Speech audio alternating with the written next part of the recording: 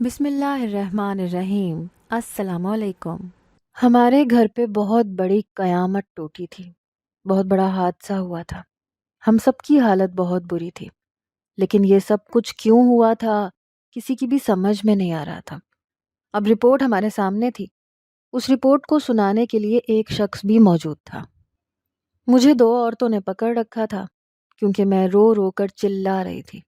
میں نے کہا کہ بتاؤ بتاؤ کیا ہوا ہے اس گھر کے اندر، اور اس نے جب رپورٹ پڑھ کے سنائی تو سب لوگ سجدے میں گر گئے، حیران رہ گئے کہ یہ کیسے ہو گیا، کیونکہ بات ہی کچھ ایسی تھی۔ وہ شخص بھی کہہ رہا تھا کہ آج تک اتنے سارے معاملات دیکھے، لیکن یہ اپنی نوعیت کا ایسا انوکھا کیس ہے، ایسا کیس ہم نے پہلے کبھی نہیں دیکھا۔ پتہ نہیں یہ سب کچھ کیسے ہوا ہے، آپ لوگ ہی جواب دیں۔ ہم نے تو رپورٹ اس لیے کروائی تھی تاکہ ہمیں ہمارے سوالوں کے جواب مل سکے، لیکن رپورٹ کے بعد ہمارے سامنے جواب نہیں بلکہ اور سوال آ کر کھڑے ہو گئے تھے۔ میرا جوان بیٹا عمر بہت ہی زیادہ خوبصورت لڑکا تھا۔ اس نے ہمیشہ میری ہر بات مانی، کبھی کسی بات سے انکار نہیں کیا، مجھ سے کبھی کچھ نہیں مانگا تو صرف ایک ہی کام، کہ اسے اپنی پسند کی لڑکی سے شادی کرنی ہے۔ وہ جس لڑکی سے شادی کرنا چاہتا تھا وہ پڑھی لکھی نہیں تھی، گھر کے کاموں میں بہت اچھی تھی اور ایک غریب خاندان سے تھی۔ اس کا نام ماریا تھا۔ میرے حساب سے یہ لڑکی اس کے لیے ٹھیک نہیں تھی، لیکن تھی بہت معصوم۔ اس کے گھر میں صرف اس کی ایک ماں تھی جو آنکھوں سے اندھی تھی، اس لیے اس لڑکی نے سارا گھر سنبھالا ہوا تھا۔ جب میں نے اس سے رشتہ مانگا تو اس نے کہا کہ میں اپنی بیٹی کا رشتہ کرنے کو تیار ہوں، اور شادی ہو جائے اس کی تو اس کے بعد میں اپنے بھائی کے گھر چلی جاؤں گی۔ بس اسی کے لیے یہاں پر بیٹھی ہوں، کیونکہ میرے بھائی کے گھر میں اس کے 2 جوان بیٹے ہیں، ورنہ پہلے ہی ہم لوگ وہاں رہتے۔ پر میں اس کی شادی ان سے نہیں کرنا چاہتی، اس لیے وہ لوگ بھی کافی جلدی میں تھے۔ میں نے اپنے بیٹے سے کہا کہ تمہاری اس لڑکی سے ملاقات کہاں ہوئی؟ کہنے لگا کہ کسی مصیبت میں تھی، میں نے اس کی مدد کی تھی، بس تب سے وہ میرے دل میں سما گئی۔ میں نے اپنے شوہر سے بات کی، میرے شوہر نے کہا کہ ٹھیک ہی تو ہے، کم پڑھی لکھی لڑکیاں اچھی ہوتی ہیں، جو زیادہ پڑھی لکھی ہوتی ہیں وہ گھر نہیں بساتی۔ میرے شوہر کی یہ بات اپنی جگہ صحیح نہیں تھی، کیونکہ ایک ہی بات سب پر لاگو نہیں ہوتی، لیکن لڑکی اچھی تھی، ہم لوگ مان گئے اور شادی پکی کر دی۔ شادی کا دن بھی قریب آ چکا تھا۔ میرے خاندان میں بہت عرصے بعد شادی ہو رہی تھی۔ آخری شادی میرے اپنے شوہر کی ہی ہوئی تھی، کیونکہ اس خاندان میں لڑکے بہت کم تھے، اور اصل مزہ تو لڑکوں کی شادی پر ہی آتا ہے، اس لیے سارا خاندان اکٹھا ہونے والا تھا۔ لڑکی تھی تو بہت خوبصورت، لیکن بس پوری پوری ہی تھی، ٹھیک سے بات کرنی نہیں آتی تھی اس کو، بہت ڈرپوک سی تھی، شرمیلی سی۔ کوئی اس کو اچانک سے بلا لیتا کہ ماریا ذرا بات سننا، تو ڈر جاتی تھی کہ بھئی ہاں ایسا کیا ہو گیا کہ ڈر جاتی تھی، جیسے ہم اسے یہ کہنے لگے ہیں کہ قیامت آنے والی ہے، تیاری کر لو۔ پتہ نہیں کیوں بار بار چونک جاتی تھی۔ اس کی ماں نے کہا کہ ہم پہلے جوائنٹ فیملی میں رہتے تھے، وہاں یہ بہت ڈری سہمی رہتی تھی۔ میری بیٹی کی پڑھائی بھی روک دی گئی، اس کی ساری صلاحیتیں وہاں پہ دب کے رہ گئی، یہ بس گھر کے کام کرنے کو ہی رہ گئی تھی۔ میرا بیٹا کہتا تھا کہ کھویا ہوا کانفیڈنس واپس آ سکتا ہے، اگر انسان کو محبت ملے تو وہ بہادر ہو جاتا ہے۔ میں نے اپنے بیٹے سے بس اتنا پوچھا کہ یہ لڑکی تمہاری خوشی ہے؟ اس نے کہا ہاں امی، یہ میری خوشی ہے، اور میں مان گئی۔ شادی کا دن بھی آ گیا، گھر میں بہت رونق لگنے والی تھی، سب لوگوں نے ڈانس نمبر تیار کیے تھے، بہت سی رسمیں ہونی تھی۔ سب نے کہا کہ ہم نے تو ساری رسمیں کرنی ہے، چاہے وہ رسم انڈیا سے تعلق رکھتی ہے یا چاہے ہمارے اسلام میں اس کی کوئی گنجائش نہ ہو، ہم نے تو مزے اور موج مستی کے لیے ان رسموں کو کرنا ہے۔ اس لیے ساری رسمیں ہوئیں، دودھ پلائی کی رسم، جوتا چھپائی کی رسم، رستہ روکائی کی رسم، بس سب لوگ ایک دوسرے کے ساتھ انجوائے کر رہے تھے۔ ماریا بہت ڈری سہمی لگ رہی تھی، بار بار عمر اس کا خیال کرتا، اس سے پوچھتا کہ ٹھیک ہو یا نہیں۔ میں نے اپنے بیٹے کو کہا تھا کہ تمہاری شادی تو کروا رہے ہیں، لیکن یہ بات کسی کو پتہ نہیں چلنی چاہیے کہ تم دونوں نے محبت کی شادی کی ہے۔ پر اس کی حرکتوں سے سب کو اندازہ ہو رہا تھا، کیونکہ ارینج میرج میں لڑکا لڑکی ایک دوسرے کی طرف ٹھیک سے دیکھتے بھی نہیں ہیں، دونوں ہی جھجکے ہوتے ہیں، اور یہاں پر عمر ابھی سے ہی اس کا ایسے خیال رکھ رہا تھا جیسے ساری زندگی اس کے ساتھ ہی گزارنی ہے۔ اس کا خیال کرنا اچھی بات تھی، لیکن سب کے سامنے یہ کرنے کی کیا ضرورت تھی؟ گھر میں بہت سارے بچے آئے ہوئے تھے، سارے بچے اس خاندان میں چھوٹے ہی تھے۔ جو سب سے بڑی کزن تھی عمر کی، اس کی عمر شاید 17 سال ہوگی۔ ان لوگوں کے تو مزے لگے ہوئے تھے، بہت شور تھا، بہت رونق تھی۔ ہم میاں بیوی بھی خوش تھے۔ ہمیں کیا پتا تھا ہماری خوشیوں کو نظر نہیں بلکہ آگ لگنے والی ہے، ایسی آگ کہ جو سب کچھ جلا کر راکھ کر دے گی۔ ساری رسمیں ہو گئیں، دلہا دلہن کو ان کے کمرے میں بھیج دیا گیا، لیکن باہر ابھی رونق لگی ہوئی تھی، سب لوگ جاگ رہے تھے۔ پھر کہیں صبح کے 4 بجے جا کر سب کو نیند آ گئی، سب لوگ جہاں بیٹھے تھے وہیں پہ سو گئے۔ میں جب اپنے کمرے میں آئی تو میرے شوہر نے کہا کہ چلو اچھے سے ہو گیا سب کچھ، آج ہم نے اپنے بیٹے کی شادی بھی کر دی، ہماری بہو اس گھر میں آ گئی۔ لیکن میں نے نوٹ کیا ہے تم زیادہ خوش نہیں ہو۔ میں نے کہا میں خوش ہوں، لیکن میں اپنے شہزادے جیسے بیٹے کی شادی کسی شہزادی جیسی لڑکی سے کروانا چاہتی تھی۔ یہ تو اللہ میاں کی گائے ہے، نہ کچھ بولتی ہے، نہ کوئی رسپانس دیتی ہے، عجیب سی ڈری سہمی سی لڑکی ہے۔ میرے شوہر نے کہا کہ تمہیں بعد میں یہی بہو سب سے زیادہ اچھی لگے گی، اور پھر دیکھو جیسی بھی ہے ہمارے بیٹے کی خوشی ہے، اگر ہمارا بیٹا ہی خوش نہ ہو تو پھر کیا فائدہ۔ میں نے کہا کہ ہاں یہ بات تو ہے۔ میری آنکھوں میں خوشی کے آنسو آ گئے۔ میں نے کہا کیا دن آ گیا آج، چھوٹا سا تھا جب اس دنیا میں آیا تھا، پاؤں پاؤں چلنا شروع ہوا تھا تو کتنی خوش ہوئی تھی میں، اور آج اپنے قدموں پہ کھڑا ہو گیا، شادی بھی ہو گئی اس کی۔ میرے شوہر نے مجھے کہا کہ یہی زندگی ہے۔ صبح ہو گئی، سب لوگ اٹھنے لگے، ناشتے کی تیاری ہونے لگی، وہی چہل پہل، ادھر ادھر حرکتیں، شام تک ولیمہ بھی تھا۔ سب لوگ ابھی سے ہی تیاری کر رہے تھے، سب نے نہانا دھونا تھا، کپڑے تیار کرنے تھے، کوئی اٹھتا اس کے لیے چائے بنتی، ویسے ہی ماحول جیسے شادی والے گھر میں ہوتا ہے۔ مجھے میری ایک رشتہ دار نے کہا کہ جا کے دلہن کا تو پتہ کرو، صبح ہو گئی ہے، اس کو جگانا ہے، تیار کرنا ہے، ناشتہ کروانا ہے، پھر اس نے پارلر بھی تو جانا ہے۔ میں نے کہا کہ ہاں آج تو ہماری طرف سے فنکشن ہے، کل بالکل اچھا تیار نہیں ہوئی تھی وہ، لیکن آج میں نے اس کے لیے 40,000 کا میک اپ بک کروایا ہے۔ تم ٹھیک کہہ رہی ہو، تم ایسا کرو تم ہی جا کر ذرا اس کو جگا دو۔ کہنے لگی آپ بھی میرے ساتھ چلیں، آپ کی تو بہو ہے، پہلا دن ہے آج اس کا اس گھر میں۔ میں نے کہا تم ٹھیک کہہ رہی ہو۔ ہم لوگ چل پڑے، دروازے پر ہلکی سی دستک دی، لیکن کوئی ہلچل محسوس نہیں ہوئی۔ دوبارہ دستک دی، پھر تھوڑی زور سے دستک دی، یہاں تک کہ آواز بھی دی، عمر کو بھی بلایا، ماریا کو بھی، لیکن اندر سے بالکل کوئی رسپانس نہیں آ رہا تھا۔ میری رشتہ دار نے کہا کہ لگتا ہے سو رہے ہیں، اور منہ ہی منہ میں ہنسنے لگی۔ میں نے کہا کہ ہاں ٹھیک بات ہے، سو رہے ہوں گے، تھک گئے ہوں گے، لیکن پارلر جانے کا ٹائم ہو رہا ہے، ان لوگوں نے کہا تھا کہ آپ نے کم سے کم بھی 6 گھنٹے پہلے آنا ہے، اتنا ٹائم تو لگتا ہے اچھی دلہن کی تیاری میں، جگانا تو پڑے گا۔ تو کہنے لگی کہ آپ اپنے بیٹے کے نمبر پہ فون کیوں نہیں کرتی؟ میں نے کہا ہاں یہ بات ٹھیک ہے، جب میں نے فون کیا تو بیل جا رہی تھی، بیل کی آواز باہر تک آ رہی تھی، لیکن پھر بھی کوئی ہلچل نہیں ہو رہی تھی۔ پھر ہم نے سوچا کہ چلو 1 گھنٹے کا تو مارجن ہے، تھوڑی دیر سونے دیتے ہیں، 1 گھنٹے بعد دوبارہ آئے تو پھر سے یہی ماحول تھا۔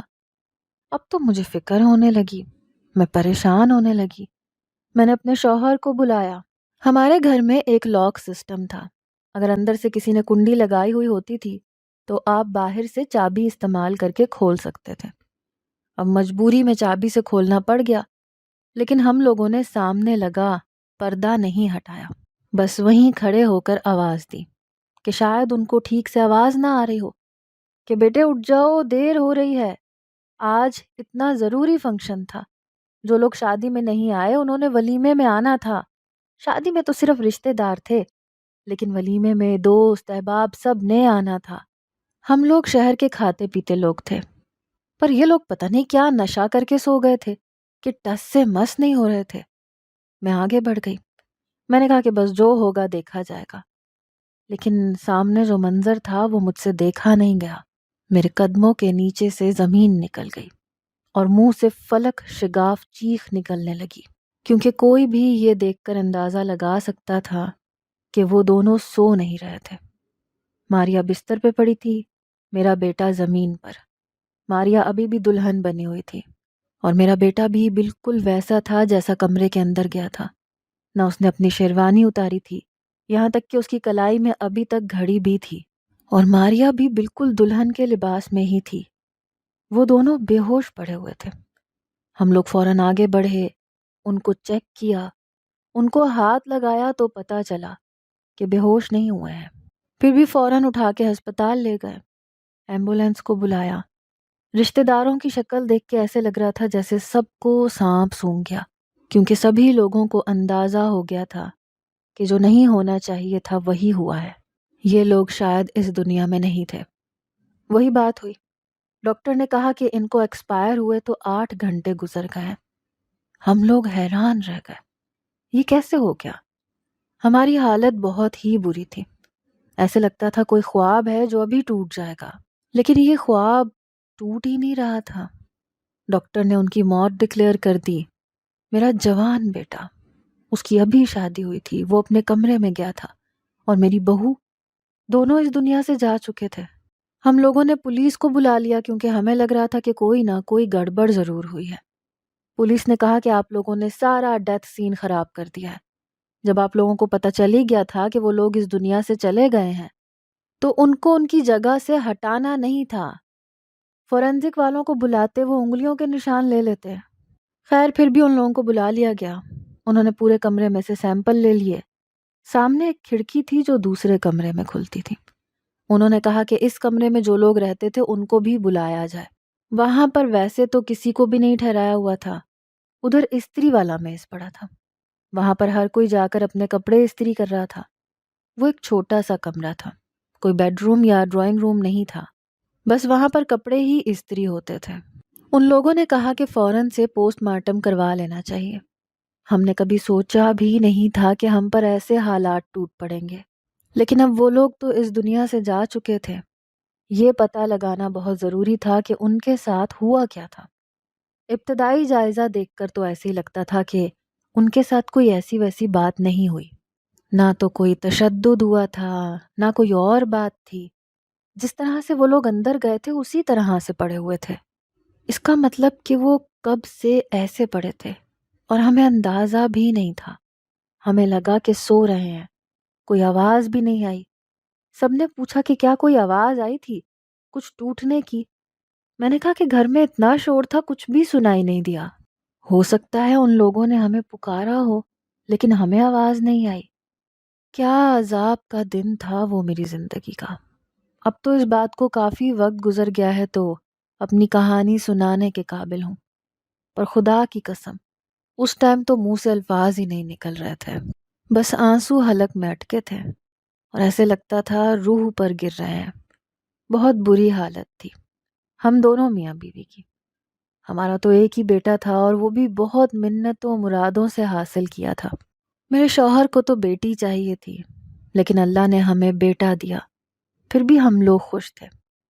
آج اس کو اس حال میں دیکھنا ہمارے لیے بہت اذیت ناک تھا۔ ہم لوگوں نے کہہ دیا کہ پوسٹ مارٹم کر لیں تاکہ پتہ چلے کہ یہ سب کچھ کیسے ہوا ہے۔ میرے اندر اس بات کے لیے بھی بہت بے چینی پیدا ہو چکی تھی کہ اگر کسی نے میرے جگر کے ٹکڑوں کے ساتھ یہ سب کچھ کیا ہے تو میں اسے زندہ نہیں چھوڑوں گی۔ ہر خاندان میں کوئی نہ کوئی مسئلہ ضرور ہوتا ہے، کبھی بھی آپ کے لیے آپ کا پورا خاندان مخلص نہیں ہو سکتا۔ اس شادی میں بھی ایسے لوگ آئے ہوئے تھے جو ہمارے ساتھ زیادہ مخلص نہیں تھے، اور پھر جیسے میں نے پہلے بتایا اس خاندان میں لڑکے کم اور لڑکیاں زیادہ تھیں۔ ایسے میں میرے بیٹے کا رشتہ باہر ہو رہا تھا۔ ہو سکتا ہے کسی کے دل میں یہ بات بیٹھ گئی ہو اور اس نے انتقام لینے کے لیے یہ سب کچھ کیا ہو۔ کچھ لوگ واپس جانا چاہتے تھے پر پولیس والوں نے کہا کہ ابھی آپ لوگ واپس نہیں جا سکتے جب تک کہ پوسٹ مارٹم کی رپورٹ نہیں آ جاتی۔ اب لوگ بھی باتیں کرنے لگے۔ انہوں نے کہا کہ اب ہمارا یہاں پہ کیا کام ہے؟ کبھی میں شوہر کو تسلی دیتی، کبھی وہ مجھے، لیکن ہم دونوں ایک دوسرے کو تسلی دے ہی نہیں سکتے تھے کیونکہ نقصان ہی اتنا بڑا ہوا تھا۔ پوسٹ مارٹم کی رپورٹ آنے میں تھوڑا وقت رہ گیا تھا۔ رات بھی گزر گئی، نہ میں نے کچھ کھایا تھا نہ کچھ دیا تھا مجھے، بار بار چکر آ رہے تھے، بے ہوشی ہو رہی تھی۔ سب نے کہا کہ کچھ کھا لو۔ میں نے کہا کیسے کھا سکتی ہوں؟ آج میرے بیٹے کا ولیمہ ہونا تھا، اور آج کیا ہو رہا ہے؟ وہ وہاں پر تھا، پوسٹ مارٹم کس طرح کیا جاتا ہے یہ سب لوگ جانتے ہیں۔ میرے دل کو زخمی کیا جا رہا تھا، میں کیسے کچھ کھا سکتی تھی؟ صبح ان لوگوں نے ہمیں بلا لیا، کہا کہ آپ آفس آ جائیں، ان کی رپورٹ آ چکی ہے۔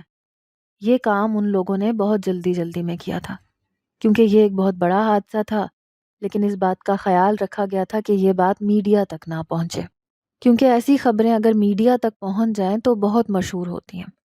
لوگ حیران ہوتے ہیں کہ شادی کی رات دلہا دلہن مر گئے، وجہ بھی ابھی تک کسی کو نہیں پتا۔ لوگوں کے لیے تو یہ ایک تجسس، ایک کہانی بن جاتی ہے، لیکن جس پر گزر رہی ہوتی ہے ان کو پتا ہوتا ہے کہ ان کی زندگی کی سب سے بڑی مصیبت اور سب سے سخت وقت ہوتا ہے۔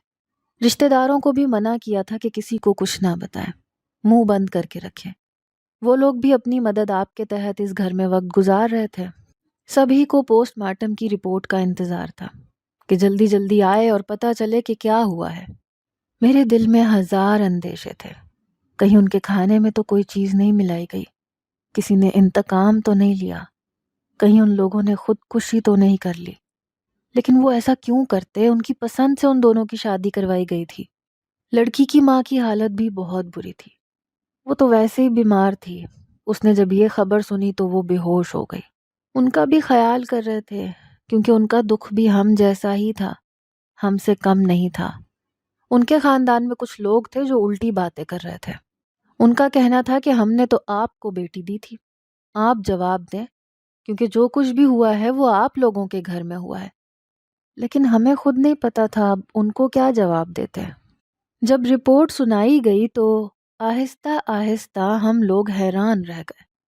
میں کرسی سے اٹھ کر سجدے میں گر گئی، اللہ سے سوال کرنے لگی کہ اب تو ہی مجھے بتا، اس سوال کا جواب مجھے کون دے گا کہ میرے بچوں کے ساتھ کیا ہوا ہے؟ کیونکہ پوسٹ مارٹم رپورٹ کے مطابق نہ تو کسی نے ان پر کوئی تشدد کیا تھا، نہ ہی زہر کھانے یا دینے کا کوئی معاملہ تھا، اور ایسی کوئی بات نہیں تھی جو اس رپورٹ میں آ جائے۔ وجہ یہ تھی کہ اچانک سے ان دونوں کے دل بند ہو گئے تھے، اور دل صرف ایک ہی وجہ سے اچانک بند ہو سکتا ہے، اور وہ تھا ڈر۔ لیکن ڈر کس بات کا؟ ان کے کمرے میں ایسا کیا ہو سکتا تھا جس کی وجہ سے ان کو اتنا ڈر لگا کہ ان کے دل بند ہو گئے؟ یہ بات کچھ عجیب سی تھی۔ ڈاکٹر کا کہنا تھا کہ جب کوئی انسان بہت زیادہ بری طرح سے ڈر جاتا ہے تو اس کا دل بند ہو سکتا ہے، دل کی دھڑکن تیز ہو جاتی ہے، اور اگر کسی کا دل ڈر کی وجہ سے بند ہو جائے تو اس کے واپس آنے کے چانسز صرف 3% ہوتے ہیں، وہ بھی تب جب اسے طبی امداد دینے کے لیے کوئی وہاں پر موجود ہو، کیونکہ اس کا دماغ جتنی دیر میں یہ بات اس تک پہنچاتا ہے کہ وہ جس چیز سے ڈر رہا ہے اس سے ڈرنے کی کوئی ضرورت نہیں ہے، تب تک اس کا دم نکل چکا ہوتا ہے۔ اس طرح کے پہلے بھی بہت سے کیسز ہیں۔ یہ زیادہ تر چھوٹے بچوں کے ساتھ ہوتا ہے، کیونکہ چھوٹے بچے ہی اس طرح سے ڈر سکتے ہیں کہ بہت بری طرح سے ڈر گئے ہوں۔ لیکن ان کے کمرے میں ایسا کیا ہو سکتا تھا جس کی وجہ سے وہ اتنا ڈر گئے کہ ان کا دل بند ہو جائے؟ اب اس سوال کا جواب کس سے مانگتے؟ اصل بات کا پتہ نہیں چلتا تو پھر ادھر ادھر کی باتیں ہوتی ہیں، کہانیاں بنتی ہیں، قصے بنتے ہیں، لوگ سرگوشیاں کرتے ہیں۔ سب لوگ کہنے لگے کہ لگتا ہے کسی نے تعویذ کیا ہے، کوئی جادو کیا ہے، ان کے کمرے میں کسی جنات کو بھیجا ہے، جس کی وجہ سے یہ سب کچھ نظر لگ گئی ہے، حسد ہو گیا ہے، پتہ نہیں کیا کیا بول رہے تھے۔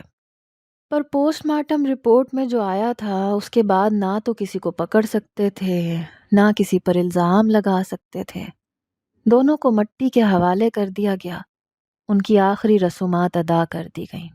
بھاری دل کے ساتھ میں نے اپنے بیٹے کو رخصت کیا۔ ابھی تو اس کی شادی ہوئی تھی، اس کے سر پہ صحرا سجا تھا، اور یہ کیا، آج اسے کفن پہنایا جا رہا تھا۔